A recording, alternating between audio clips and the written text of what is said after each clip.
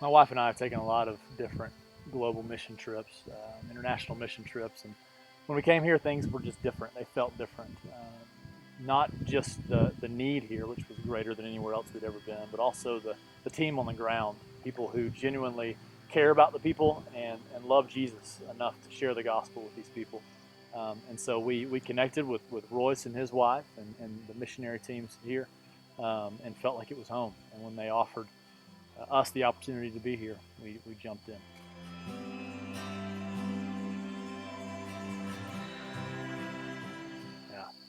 Yeah, they do. They think you're crazy. When you leave a job that provides for your family without question and come to a foreign country where there just is such great need, they think that you're halfway crazy. Um, but what I would tell them is we've come to so much greater things. We haven't left behind anything that God hasn't given us back tenfold in relationships and knowing Him more in a more full and deep way. And there's nothing greater than feeling like your efforts are making a difference in people's lives. When we spend our time and chase things that only please us, it gives us joy just for a little while, but it doesn't often last.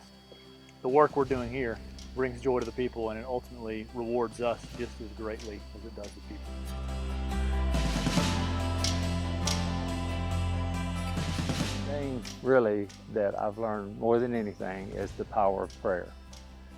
Over here, we've had dozens, maybe hundreds of people that have been praying for us in this ministry, and God is just blessed. And there's no way to get around. We could not have done it. We, as just humans, certainly could not do the things that have been done here. So I've been overwhelmed, frankly, at just seeing how God has blessed, brought the right people at the right time to do the right thing. It's hard work.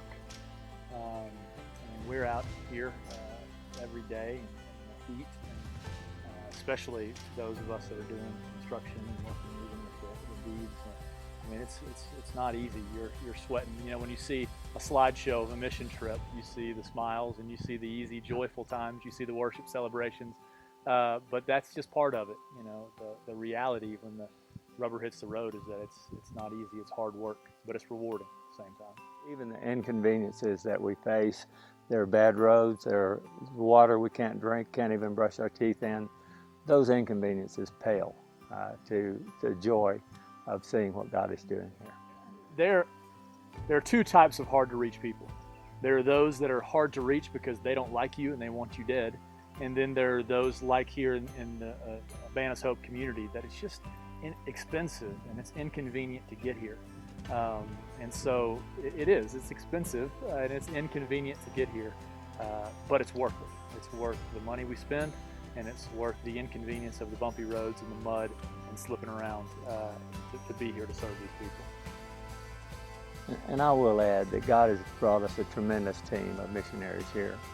Sandra and I went home last year, and only to return a month or two per year. But the people He's brought here, He has just blessed tremendously. He blessed us tremendously with them. I had encouraged them when we were going home, take at least one day off a week. It's really very important that you rest one day a week. They've not been able to do it. The work is just so enormous that they confess that that's not possible now. And we have more missionaries coming this coming fall, so maybe when more are here, that will be possible.